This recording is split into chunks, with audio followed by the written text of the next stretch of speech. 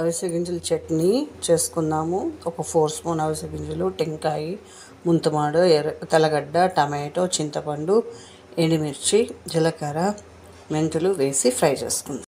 Flax seeds chutney చేసుకుందాము. ఒక 3 spoon flax seeds తీసుకుందాము. ఇది హెల్త్కి చాలా మంచిది మనకి. దీంట్లో కొద్దిగా ధనియాలు, కొద్దిగా జీలకర్ర, మెంతులు, 5-6 మెంతులు, దీంట్లో ఎండుమిరపకాయలు మనకు కావాల్సినంత చిల్లి వేసుకొని దీన్ని దోరగా వేయించుకుంటాం. తెల్లగడ్డలు వేసాక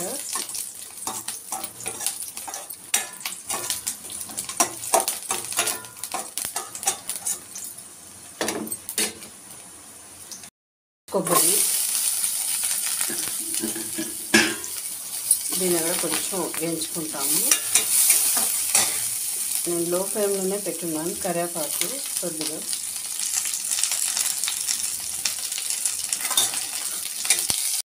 కర్రీ లీవ్స్ వేసుకున్నాం కదా, లో ఫ్లేమ్లోనే ఉంది ఇది.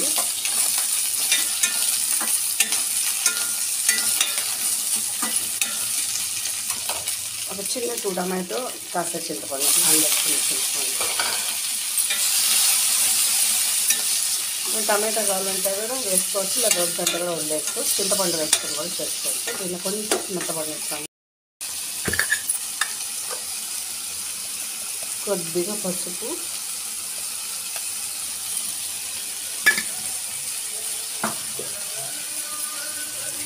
సాల్ట్,